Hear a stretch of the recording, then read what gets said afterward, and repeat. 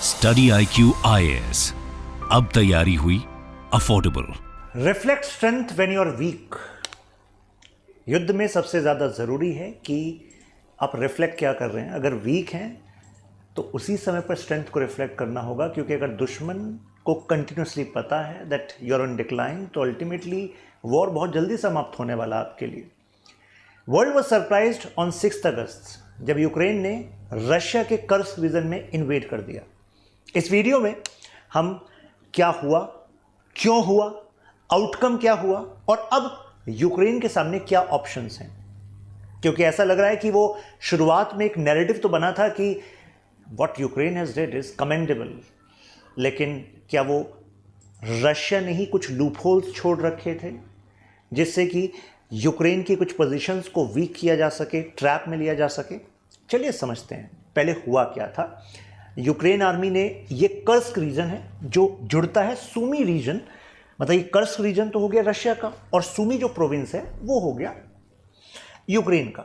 तो इस सूमी प्रोविंस से रशिया के कर्स्क प्रोविजन में इन्वेड करता है और करीब 70 विलेजेस को टेक ओवर कर लेता है, 70 विलेजेस। 2000 रशियन सोल्जर्स को वो प्रिजनर ऑफ वॉर बना देता है यूक्रेन। और रशिया को मजबूरन 2 लाख जो इस एरिया में लोग रहते हैं उनसे ऑर्डर देना पड़ता है कि यू शुड इवैक्यूएट। तो भाई बिग फीट तो है एक तरीके से देखा जाए, क्योंकि शुरुआत में तो ऐसा ही लगा, लेकिन ये हो क्यों रहा है। तो इस पे कुछ जो ब्रॉड एनालिसिस आए। Number 1, Biden is going back, मतलब बाइडेन अब जा रहे हैं, नया इलेक्शन होने वाला है और Biden is not in race. Biden ने $60 बिलियन का एड दिया था। और अगर आप देख रहे हो यूरोप के डिफरेंट नेशंस में कितने सारे फैक्शंस ऐसे डेवलप हो रहे हैं, दोज हु आर सेइंग कि why we should waste money, मतलब हम यूक्रेन को अपने बजट से इतना बड़ा पार्ट क्यों दें, what is the outcome. Biden के जाते जाते जो एक कोर सपोर्टर थे यूक्रेन वॉर के, अगर जेलेंस्की को इलेक्शन के बाद जो भी सरकार बनेगी, प्रोबेबली कहा जा रहा है ट्रंप की बनेगी, तो यहाँ पर अगर एड को बनाए रखना है तो कुछ करके तो दिखाना होगा कि हम बैकफुट पर ही नहीं हैं, we are actually can be on front foot. NATO, अगर ट्रंप आते हैं तो आपको पता होगा पिछली टर्म में भी नेटो का कहना था कि why is USA spending around 70% money of the total NATO expenditure, हम ही क्यों सबसे ज़्यादा खर्च करें। तो अगर उन्होंने खर्चे को कम किया नेटो से, तो अल्टीमेटली नेटो का यूज के सिनेरियो इन यूक्रेन जो सपोर्ट है पीछे से, आपको नहीं लगता वो ड्वेंडल हो सकता है। तो ऐसे में यूक्रेन को कुछ स्ट्रेंथ को प्रोजेक्ट करना पड़ेगा। पिछले 1 महीने में 3 बार रशिया का सबसे बड़ा एयरक्राफ्ट कैरियर देखा गया ईरान के बेस, ईरान का जो कोस्टल लाइन है उसके पास। तो वर्ल्ड मीडिया वाज सेइंग कि यार रशिया क्या सप्लाई कर रहा है ईरान को, क्यों सप्लाई कर रहा है ईरान को। कहीं ऐसा तो नहीं है कि वो Russia, Iran, north Korea, China एक एक्सेस बन रही है और अगर वॉर होता है ईरान और इजराइल के बीच में तो रशिया उसको बैक कर रहा है। तो कहा गया कि अगर रशिया का फोकस इस Iran Israel middle east crisis पे है तो क्या जेलेंस्की को एक मौका मिल गया कि ठीक है तुम्हारी नज़र उधर है तो देखो हम क्या कर रहे हैं आपके घर में। मिस्टर पुतिन का अप्रूवल रेटिंग कहा गया कि थोड़ा सा डाउन हुआ था, स्पेशली जब लास्ट टेररिस्ट अटैक रशिया में हुआ। तो अगर narratives within Russia are going against Putin, तो ऐसे में कर्स्क रीजन में अगर यूक्रेन की फोर्सेस इन्वेड करेंगी तो भाई जनता जो है रशिया की वो भी सवाल तो पूछेगी कि यार 2.5 साल से ज़्यादा हो गए इस वॉर में और हम कह रहे थे कि स्पेशल ऑपरेशन है और बस 1 हफ्ते का ही समझ लीजिए, 1 हफ्ते में कीव अपना और ultimately we are going to neutralise, लेकिन ये हो क्या रहा है।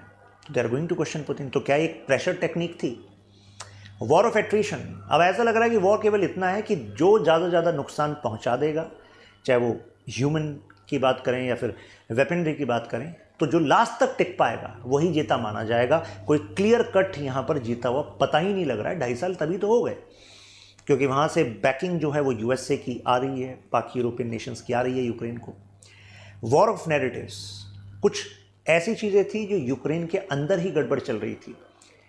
तो यूक्रेन के खुद के जो यूथ हैं जो इस एज ग्रुप में, जैसे आप इनिशिएटिव्स देखिए, पहले 27 साल और उससे ऊपर का जो यूथ है उसको कहा गया भाई you have to give service for the nation, लेकिन फिर उसको घटाकर 25 किया गया। क्यों?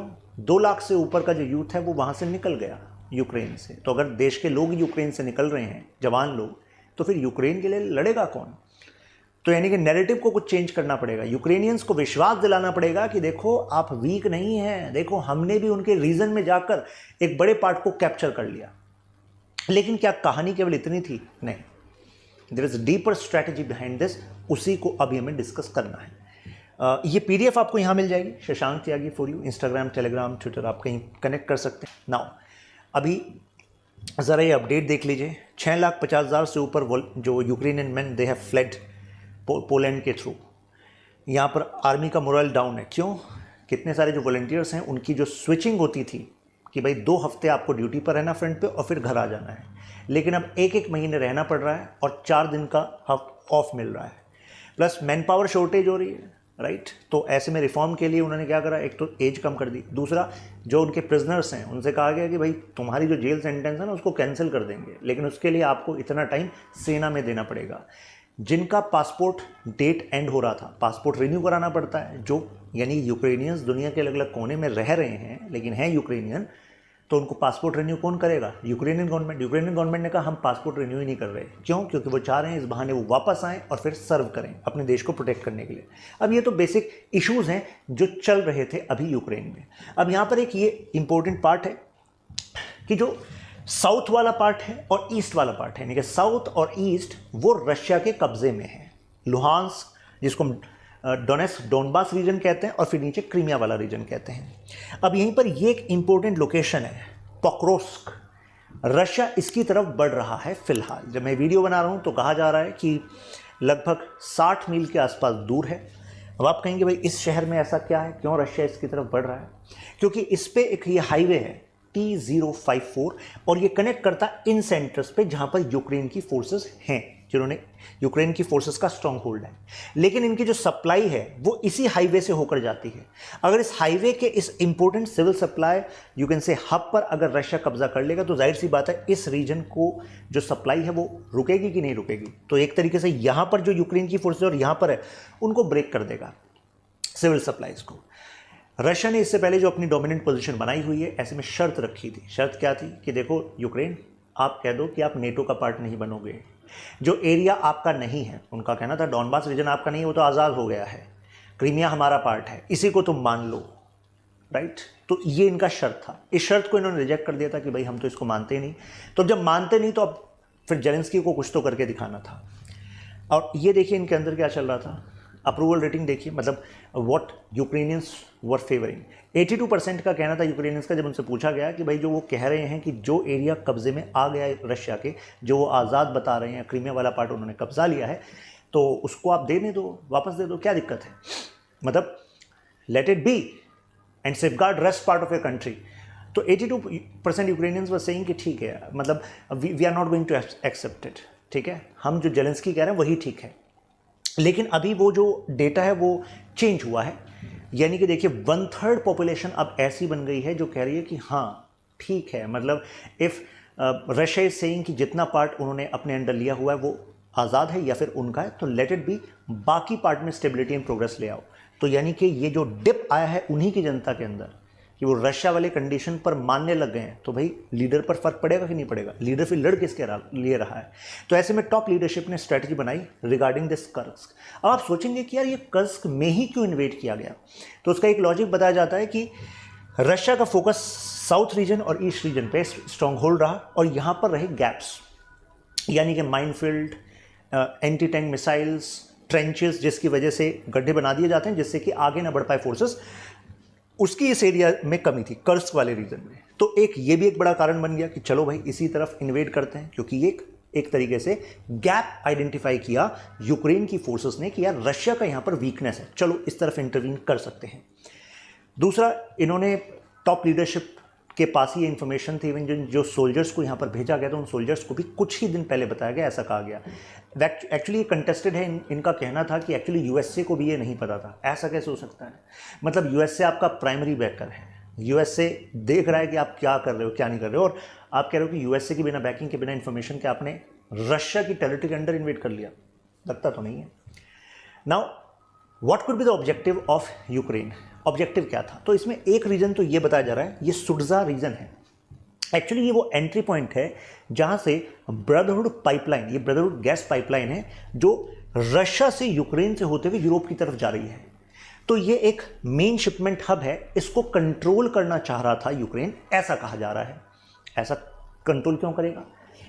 कंट्रोल इस वजह से करेगा, ये देखिए, ये है आपका ब्रदरहुड सिस्टम, ब्रदरहुड पाइपलाइन, ये यहाँ से सुडजा जो कि कर्स्क प्रोविंस में है, जो रशिया का है। अगर इसको कंट्रोल कर लिया तो जो रेवेन्यू इस वाले एरिया से रशिया को मिलता है वो कम हो जाएगा, खत्म ही हो जाएगा इस वाले पार्ट से, तो इस वाली पाइपलाइन से, तो जब स्टॉप हो जाएगी पाइपलाइन। लेकिन कुछ एनालिस्ट का कहना है कि यार यूक्रेन ऐसी गलती क्यों करेगा। देखिए कितनी इंटरेस्टिंग बात है। ये पाइपलाइन क्योंकि यहाँ से जा रही है यूक्रेन से, तो यूक्रेन की टेरिटरी का इस्तेमाल हो रहा है।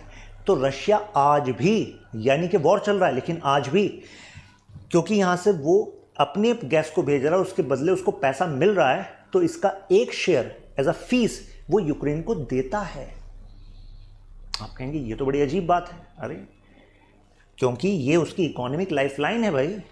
तो वॉर एक तरफ और ये जो पुराना अरेंजमेंट चलता आ रहा है ये दूसरी तरफ, इसको एज इट इज चलाया जा रहा है। तो यूक्रेन को जो पैसा है यहां से रशिया से भी मिलता है, तो इसको यार यूक्रेन अपने ही मतलब बेसिकली अपनी फाइनेंशियल लाइन को शट क्यों करेगा, ये एक लॉजिक दिया गया। फिर कहा गया नहीं, इसके पीछे एक दूसरा कारण हो सकता है। आपको याद है कुछ टाइम पहले जो सदर्न रीजन है उसमें nuclear power plant of Ukraine was captured by Russia.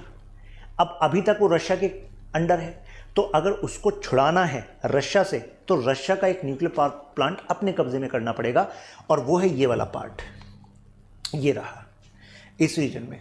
Curse reason में आप आगे जाते हैं तो ये कर्स न्यूक्लियर पावर प्लांट पड़ता है, इसको KNPP इसलिए हम बोल रहे हैं। ये चौथा सबसे बड़ा पावर प्लांट है, तो यानी कि रशिया की इलेक्ट्रिसिटी नीड के लिए ये कर्स न्यूक्लियर पावर प्लांट ज़रूरी हुआ कि नहीं हुआ। इस वजह से भी कहा जा रहा है कि कर्स में इन्होंने इन्वेट किया, जिससे कि फिर वो एक तरीके से ये जो है यहाँ पर ज़ैपोरिज़िया जो इनका न्यूक्लियर पावर प्लांट है जो यूक्रेन का है, जिसको रशिया ने अपने कब्जे में ले रखा है, कहेंगे देखो हम तुम्हारा वाला प्लांट तब छोड़ेंगे जब तुम हमारे वाले प्लांट को छोड़ दोगे, तुम्हारे अंडर नहीं रहेगा। प्लस मिलिट्री ऑब्जेक्टिव बताया जाता है कि जो कर्स रीजन है यहाँ से शेलिंग भी हो रही थी यूक्रेन वाले एरिया में, तो यूक्रेन का मानना था कि अगर ये वीक पॉइंट है, मौका मिल रहा है तो आगे बढ़ जाओ, आगे बढ़ जाएंगे तो यूक्रेन वाली टेरिटरी पर शेलिंग कम हो जाएगी। दूसरा, यूक्रेन परेशान था इस वाले एयरबेस से, खलीनो एयरबेस से लगातार जो यहाँ से 24 के आसपास सुखोई स्टेशन रहते हैं, करीब 3 टन से ज़्यादा का वो जो अपने बॉम्ब्स हैं वो यूक्रेन पर गिरा देते हैं। इस कर्स इन्वेजन के बाद भी गिराए गए। तो ऐसे में इनको लग रहा था कि यार इससे पहले हमने इस खलीनो एयरबेस को नुकसान पहुंचाने की कोशिश करी, लेकिन ड्रोन के थ्रू, सब कुछ क्रूज मिसाइल्स के थ्रू, लेकिन बहुत ही कम नुकसान पहुंचा पाए। लेकिन अगर हम इस कर्स रीजन में आगे बढ़ पाएंगे तो हम इस पर्टिकुलर एयरबेस के करीब हो जाएंगे। और अब यहाँ पर हिमार जो अपनी जो मिसाइल है उसको अगर लगा देंगे तो ऐसे में कोई भी जो ये एयर अटैक करने की कोशिश करेंगे तो हवा में ही रशिया के जो बेसिकली एयरप्लेन्स हैं, फाइटर जेट्स हैं, उनको वो नुकसान पहुंचा पाएंगे। तो ये भी एक इनकी स्ट्रेटजी है। तो यूक्रेन ये करना यहाँ पर चाह रहा है। अब यूक्रेन की स्ट्रेटजी कैसे बैकफायर कर गई, देखिए यूक्रेन ने क्या करा, अपने इस रीजन से लगभग 10,000 के आसपास सोल्जर्स को मोबिलाइज किया कि चलो भाई साहब कर्स की तरफ चलते हैं, रशिया के अंदर इन्वेट करते हैं, रशिया को कमज़ोर करेंगे। रशिया कह रहा मैं तो यही चाह रहा था कि तुम यहाँ से वीक हो जाओ, उस तरफ जाओ और मैं इस पोक्रोस्क रीजन को कब्जा लूँ, और यही हुआ। तो ऐसा लग रहा है कि वो मतलब एक ट्रैप था रशिया का कि भाई वो जो लूप होल्स हैं वो लूप होल्स नहीं थे, वो तुम चाहते थे कि तुम देखो, तुम्हें लगे कि अरे यार यहाँ तो माइनफील्ड भी नहीं बिछाया रशिया ने, ओहो हो, यहाँ तो गैप छोड़ दिया रशिया ने, ओहो हो। और प्लस अगर तुम इसमें एंटर कर गए तो तुम यूएसए को भी कह सकते हो देखो भाई हम केवल अपना एरिया ही नहीं छुड़ा रहे, हम तो देखो इनके एरिया में इन्वेड करके फिर बार्गेनिंग पावर अपनी बढ़ा लेंगे। तो रशिया कह रहा है बार्गेनिंग पावर बढ़ाओगे, हम इस वाले एरिया को अपने अंडर ले लेंगे और उसके बाद जो आपका ये वाले रीजन पर स्ट्रॉन्ग होल्ड्स है उसको भी वीक कर देंगे। तो ऐसे में कहा जा रहा है कि ये स्ट्रेटेजिकली देखिए पहुँचने वाले हैं यहाँ पर। तो ये एक तरीके से बैकफायर कर गया है यूक्रेन के लिए। अब यूक्रेन के पास ऑप्शन क्या है, पहला ऑप्शन कि भाई एग्रेसिवली बढ़ता रहे आगे, कर्स रीजन में है वहाँ पर अब उसको शेलिंग झेलनी पड़ रही है, लेकिन लगातार आगे बढ़े जिससे कि बार्गेनिंग पावर बढ़ा ले। क्योंकि अगर पोक्रोस्क ये वाला जो रीजन है ये रशिया के पास आ रहा है तो भाई बार्गेनिंग पावर तो तुम्हारी वीक हो गई, फिर तुमने करा क्या है कर्स में। तो एक तो है कि आगे बढ़े और बार्गेनिंग पावर को सही में बढ़ाए, दूसरा है कि एज इट इज़ वहीं रहे। मतलब एज इट इज़ वहीं पर अपने आप को स्ट्रॉन्ग कर ले और ऐसे में फिर वहाँ पर वो बार्गेनिंग करे, ठीक है। तो एज इट इज़ स्टेटस को बना ले और उससे भी कम रिस्क वो इसमें है कि वो वापस आ जाए, जो यूक्रेन की पोजीशन से वहाँ पर आ जाए, अपने जान माल की हानि को बचाए, यानी कि अपने सोल्जर्स को बचाए, अपने जो आर्मरी है उसको बचाए और वेट करे अब 2025 का। तो कहा जा रहा है शायद ये वाला रास्ता ये अपना सकते हैं। आप कहेंगे 2025, यस 2024 चल रहा है ना, बट इतना बड़ा काउंटर ऑफेंसिव प्लान करना, इसके लिए चाहिए पैसा, इंटेलिजेंस, टाइम। तो एकदम से तो अब ऐसे लूपहोल नहीं मिलेंगे। सो 2025 इस वजह से भी कहा जा रहा है क्योंकि अब हैं यूएसए के इलेक्शन और यूएसए है प्राइमरी सपोर्टर। यूएसए के इलेक्शन डिटरमाइन करेंगे, यूरोप की राजनीति को भी इन्फ्लुएंस कर देंगे। तो ऐसे में जो अब नवंबर दिसंबर में होगा वो लार्जली डिटरमाइन करेगा कि यूक्रेन के पास कितना सपोर्ट आएगा और यूक्रेन क्या कर पाएगा। तो इसी वजह से 2025, तो ऐसा लग रहा है ये वाला ऑप्शन दे में यूज़। देखते हैं अब क्या होता है आगे। ये थी अपडेट, ये था एनालिसिस। यहाँ पर आप मेरे साथ कनेक्ट हो सकते हैं Shashank Tyagi for you, directly scan करके इंस्टाग्राम, टेलीग्राम। ये क्वेश्चन यहाँ से बन सकता है। देखो यूपीएससी जब क्वेश्चन पूछती है तो इंडिया के कंटेक्स्ट में पूछती है, चाहे जीएस पेपर 2 में पूछे या पीएसआर ऑप्शनल पूछे। ये टॉपिक इसलिए भी इंपॉर्टेंट हो जाता है लार्जली इन दिस कंटेक्स्ट क्योंकि आप जानते हैं कि mister Modi went to Russia, हमारे देश के प्रधानमंत्री, और फिर अभी यूक्रेन में भी थे। तो क्वेश्चन कुछ ऐसे बनेगा, discuss the strategic dimension attached with Russia Ukraine crisis for India. तो यहाँ पर हमारे लिए कौन सी स्ट्रेटेजिक डायमेंशंस कनेक्टेड है। तो चलिए फिर मिलते हैं आपसे नेक्स्ट वीडियो में। आप कौन से और टॉपिक्स पर मतलब डीपर एनालिसिस चाहते हैं, you can share in comments, I read each and every comment. Video को आप शेयर भी कर सकते हैं। फिर मिलते हैं, ख्याल रखिए, जय हिंद। स्टडी IQ IAS, अब तैयारी हुई अफोर्डेबल।